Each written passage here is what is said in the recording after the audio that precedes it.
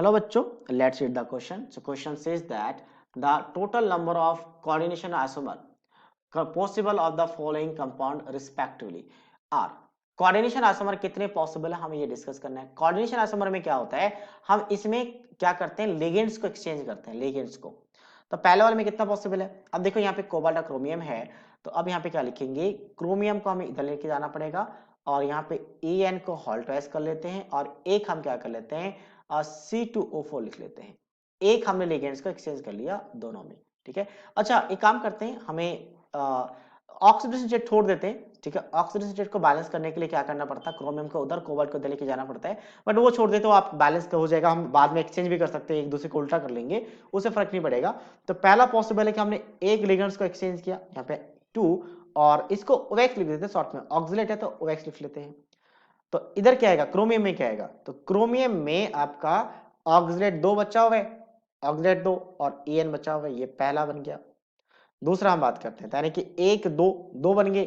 तीसरा क्या बन सकता है, कोबाल्ट के साथ एक En और 2 ऑक्सिलेट क्रोमियम में, ठीक है, सॉरी कोबाल्ट में, और क्रोमियम में क्या रहेगा, एक En और ऑक्सिलेट 2। इसके अलावा एक और पॉसिबिलिटीज है, एक और क्या, कोबाल्ट में तीनों का तीनों ऑक्सिलेट हो, अभी तक एक भी नहीं आया है जहां पे कोबाल्ट में तीनों ऑक्सिलेट एक साथ हो। और क्रोमियम में क्या आ जाए, क्रोमियम में तीनों का तीनों कैसा हो आपका, बेसिकली En हो। तो टोटल कितने बन रहे हैं, टोटल अगर काउंट करेंगे 1 2 3 और एक पहले से था, टोटल 4 हो गया। तो फर्स्ट के लिए तो 4 आ गया, हम यहाँ पे लिखते हैं कोमा करके, ठीक है। सेकंड की बात करते हैं, तो सेकंड में ऐसे कितनी पॉसिबिलिटीज है, तो बस 2 ही लिगेंड्स तो है, NH3 और कॉपर, ठीक है।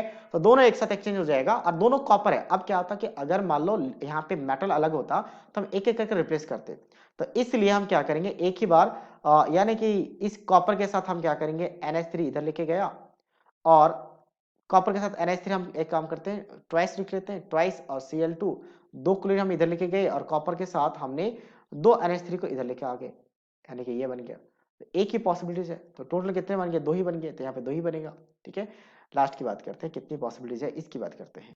तो पहले क्या होगा, हम एक En को इधर लेके आ जाते हैं, सॉरी एक En को राइट साइड लेके जाते हैं, तो कितना बचेगा, हमारे पास यहाँ पे या फिर एक काम करते हैं, हम एक साथ एक एक करके करते हैं।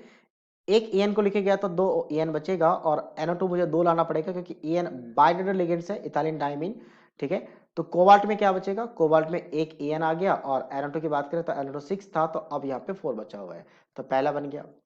दूसरा क्या बन सकता है, निकेल के साथ एक और En को हम बाहर लेके चले जाते हैं, ठीक है। तो एक और En को अगर हम लेके जाते हैं तो यहाँ पे En आ जाएगा, ये बन गया En। और यहाँ पे NO2 कितना बन जाएगा, NO2 यहाँ पे आपके पास 4 टाइम्स बन जाएगा और कोबाल्ट के साथ कितना बन जाएगा, En, और En के साथ क्या बनेगा आपके पास, En ट्वाइस आ चुका है, एक NO2 बचेगा, तो ये 3 बन गया आपके पास, 1 2 और 3, तो ये 3 बन जाएगा, ठीक है।